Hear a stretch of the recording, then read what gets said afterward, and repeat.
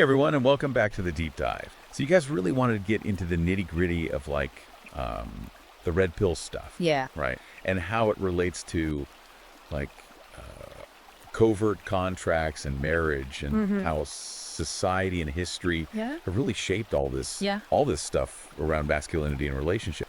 So we found this book that goes deep into these topics. It really does. It argues that modern feminism has really had some negative impacts on men. Oh, yeah. And it leads to like all these problems we see today, declining marriage rates, the way men are shown in the media, the whole impact of feminist ideology on the workplace and education, even like male leadership or the lack of it. Exactly. So buckle up because this is going to be a wild ride. This book is fascinating because it doesn't just like throw out these arguments. Right. It's got stats, anecdotes, historical analysis to back it all up. Okay, so let's jump right into what you guys are most interested in. Sure. Marriage. This book calls it the marriage plantation. Okay, marriage plantation. That's It grabs your attention. it definitely gets your attention. Yeah. But what does it actually mean? So basically it's saying that marriage, like, despite the romantic stuff, it's become more like a business deal. Okay. And men are often expected to be the main breadwinners. Even though things are supposed to be more equal now. Yeah, exact. So you have this tension where men are stuck with these old financial burdens, but they don't get the benefits and security they used to get in return. It's like the rules changed, but nobody told the players. Exact. That's a great way to put it. So the book backs this up with some pretty shocking numbers. Yeah, like for example, it cites research that shows men's income drops by like a whopping 21% after divorce. 21%. Compared to 10% for women. That's a huge difference. Right. It's a big deal. And the book called this male disposability. So like men are basically seen as expendable by the legal system and society in general. Yeah, it's a heavy concept, isn't it? Yeah, male disposability. Right. It really makes you think about the power dynamic. Yeah. Especially when it comes to divorce. Right. Now, you mentioned earlier that the book also talks about covert contracts in marriage. Yes. And that's something our listeners are really keen to understand. I know, right? So how does the book address this? It goes into how these unspoken... You know, the ones we kind of inherit from societal norms and family traditions. Right, exactly. Yeah. It shows how they can actually backfire on men in the long run. Right. Remember that story about the Australian guy who got blasted online for wanting a traditional marriage? Oh, yeah. He got crucified for it. He did, even though his wife was totally okay with it. Totally. It was a mutual decision. Right. And people still freaked out. I remember that. It just shows you how strong the pushback against traditional roles can be. Even if both partners are happy. It's like you have to conform to this egalitarian ideal, even if it doesn't actually work for the couple. It's like there's this pressure to fit the mold. Exactly. And the book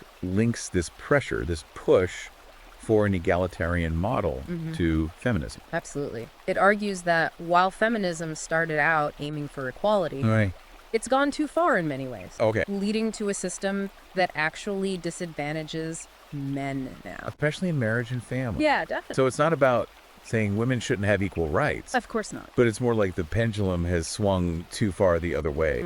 Yeah.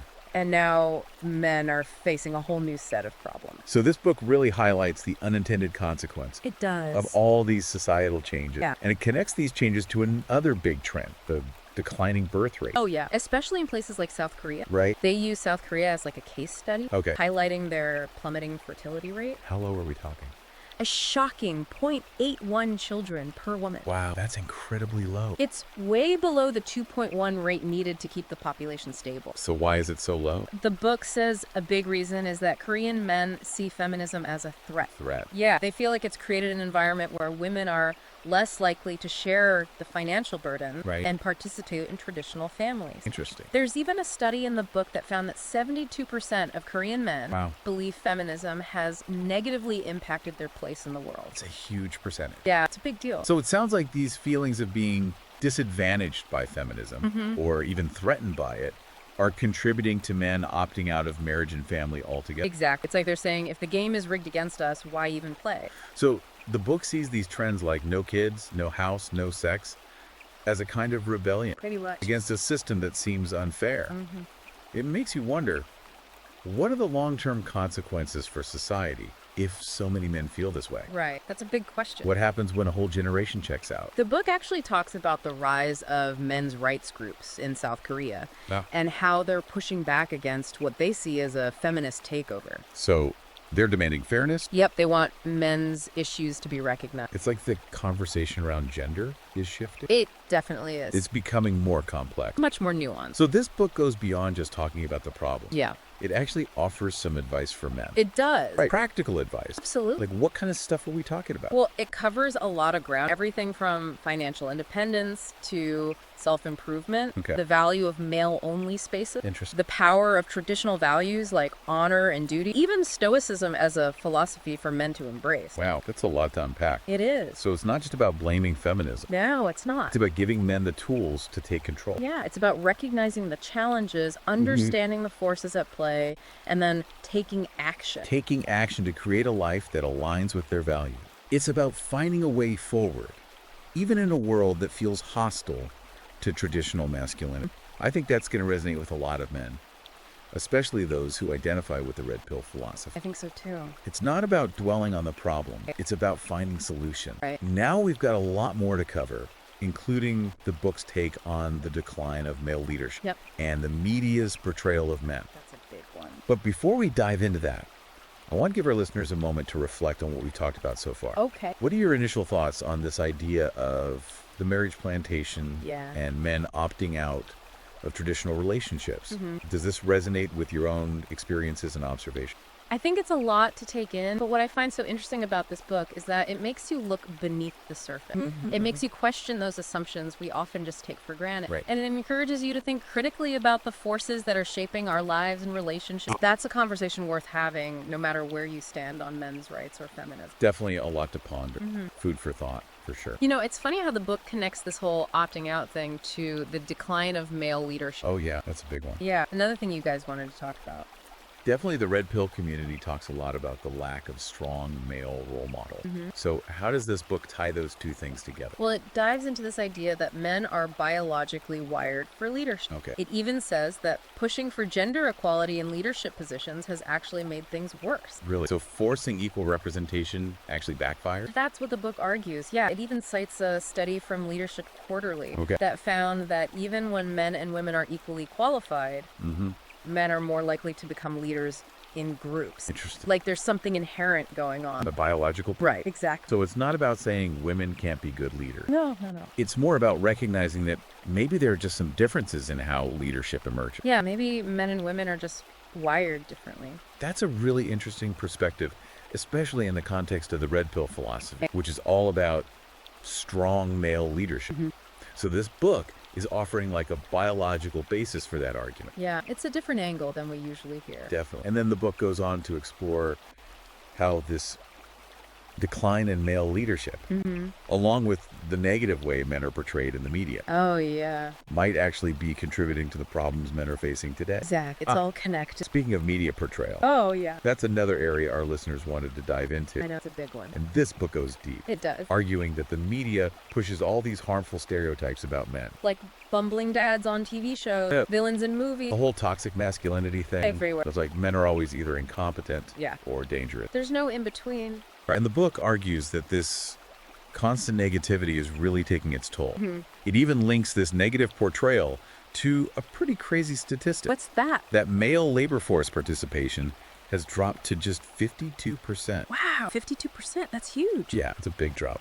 So the book is saying that the way the media shows men might actually be discouraging them from working. It's like it erodes their self-worth Yeah. and makes them feel less valued in the workplace. Makes them feel like they don't belong. That's a pretty bleak picture. It is. But I know this book isn't all doom and gloom. No, not at all. It offers solutions too, right? Especially for men who are already feeling disillusioned with the way things are. It absolutely does. It's about empowering men to take control and create a better future. Okay, so what does that look like in practice? What kind of advice does the book offer? Well, it talks about a bunch of different strategies like financial independence, minimalism, self-improvement, building strong male friendships, even reclaiming traditional values like honor and duty. That's interesting, especially for the red pill community, Right. which is all about self-improvement and building a strong masculine identity. Exactly. And the book goes deep into these ideas, Oh, okay. offering advice on everything from setting boundaries and getting rid of toxic relationships, to creating a happiness budget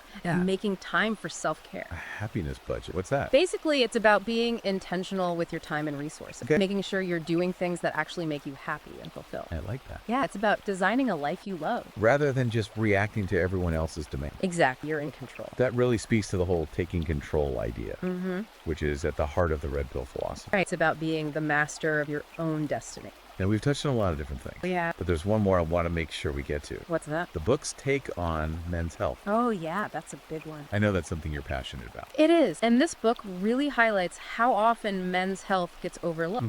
It even mentions this pretty startling statistic. Men on average live 5 years less than women. 5 years? That's a huge difference. It's a big deal. Why is that? The book argues that it's partly because men are taught to be tough and ignore their problems. Right, like they're not supposed to complain. Exactly, which means they often don't seek help when they need it. It also criticizes the healthcare system for not really addressing men's unique needs. Yeah, there's definitely a stigma around men being vulnerable. Big time. Like admitting they're not feeling well. Like they're not supposed to show weakness. So the book encourages men to challenge that stigma. It does. To prioritize their health and advocate for themselves. To take care of themselves. So it's not just about surviving, it's about thriving. Exactly. It's about living a long, healthy, fulfilling life. And the book gives practical advice on how to do that. It does. From creating a daily routine focused on self-care to getting rid of toxic relationships. Yeah, it's all about taking control and making healthy choices. It's really empowering. It is. This book has so much information and insight. It really does. I feel like we've only scratched the surface. We have. There's so much more to explore. What are your overall thoughts on what we've talked about so far?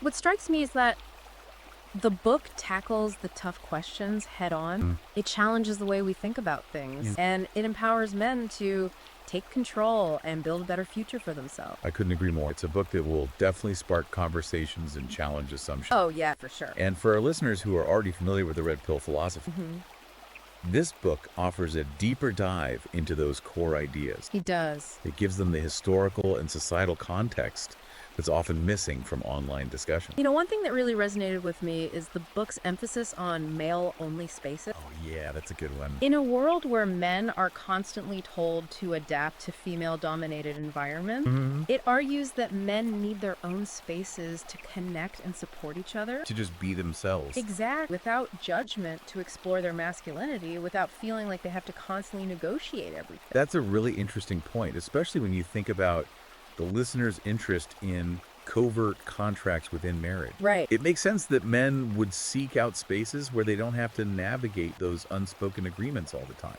If they're always being told to suppress their masculine instinct, it's natural to want a place where you can just be yourself. It's like needing a break. Yeah, a place to recharge. To reconnect with who you are. And build each other up. It really speaks to the whole idea of male camaraderie, brotherhood. It's about having a tribe, a group of guys who understand what you're going through. Yeah, support system. And this book argues that those male-only spaces are crucial for fostering that sense of belonging and shared purpose. I think so too. You know what I really appreciate about this book? What's up? It doesn't just analyze the issue. It gives men practical strategies they can actually use in their own lives. It's not just theory, it's about taking action. Exactly. It's not just about understanding the problem. It's about finding solutions. It's a call to action. It's an invitation to create a better future. For yourself and for other men. And I think that message of empowerment is so important. It is. Especially for men who are feeling lost or marginalized. Right. It's a reminder that they have the power to change things. To shape their own destiny. This whole conversation about male spaces and traditional values makes me think about that whole feminist agenda thing the book talks about. Oh, yeah. How it impacts. Yeah, and especially how it's affected marriage and birth rates. Definitely, the book argues that this whole push for women to put their careers first has contributed to the decline in marriage and kids. Like men don't know what their role is anymore. Exactly. All the old rules are being challenged. It's like the game changed, but nobody got the memo. And that uncertainty, that feeling of being lost, is something you hear a lot in the red pill community. For sure. It's like the book is saying, hey, these feelings are valid. They're not just in your head. It's a reflection of what's happening in society as a whole. And it's interesting because the book doesn't hold back on criticizing feminism. It doesn't. But it also recognizes that The original goals of the movement, like equal rights and opportunities, were important. Of course. It's more about the unintended consequences. Like maybe things went too far. Like the pendulum swung too hard in the other direction. Right. It's not about saying feminism is bad. It's about having an honest conversation about its impact. Both the good and the bad. Yeah, exactly. Especially in today's world where everyone's so quick to take sides. It's about nuance. It is. Recognizing that even good intentions can have negative effects. And I think the book does a good job of presenting both sides of the story. It acknowledges that it's complicated. It really does. One thing I found really interesting was the book's discussion of the role vacuum. Oh, yeah, that's a good one. The idea that feminism dismantled traditional male roles, but didn't offer any clear alternatives. So men are left wondering, what are they supposed to do now? It's like an identity crisis. Totally. If all the old markers of masculinity are gone. What does it even mean to be a man today? Right? That's the big question. And the book offers some possible answers. It does. Encouraging men to find their own path. To redefine masculinity for themselves. So it's not about clinging to the past. No, it's about moving forward. Evolving. Exactly. Taking the best parts of traditional masculinity and adapting them to the world we live in today. That's like evolution, not revolution. I like that. It's about progress while still respecting our roots. Right. And I think that's a message that a lot of men will relate to. Especially those who are trying to figure out how to balance their upbringing with the way things are now. Yeah, it's tough out there. You know, one really practical piece of advice the book gives What's that? is the importance of financial independence. Oh, yeah. Being financially secure. It argues that in a world where men's traditional role as provider is being challenged, financial security is more important than ever. If you're not financially stable, you're always going to be at a disadvantage. In your In relationship. society as a whole. And it ties back to what we were talking about earlier. Overt contract. Exactly. If men don't have financial power, it's harder for them to negotiate those unspoken agreements fairly. Financial independence gives you options. Leverage. You can approach those negotiations from a position of strength It's about taking control, of your own life. which is so important for men who are feeling powerless It's a reminder that they have the power to change things. to build the life they want. Exactly. This has been such an insightful conversation. I've learned so much about the challenges men are facing Me too. and how they're dealing with all these changes. It's a complex landscape out there. It really is. What are your final thoughts on this book? You know, I think it's a really valuable resource for anyone who wants to understand the red pill philosophy. It explains those concepts in a way that makes sense. And it puts them into context. It shows how they fit into the bigger picture of history and society. And it validates the feelings that a lot of red pill guys have. That frustration, that disillusionment. But it also offers solutions. A way forward. It's not just about complaining. It's about taking action. Creating a better future. For yourself and for other men. Exactly. And for anyone who's interested in learning more. I definitely recommend checking out the book. Yeah, you can find it on Amazon Kindle and Google Play Books. It's a really thought-provoking read It'll definitely challenge your assumptions. and give you a lot to think about. Well, that's all the time we have for today's deep dives into the world of modern masculinity. Thanks for joining us. We hope you found it insightful and empowering. And remember, guys, Keep learning keep growing. and keep striving to be the best version of yourselves.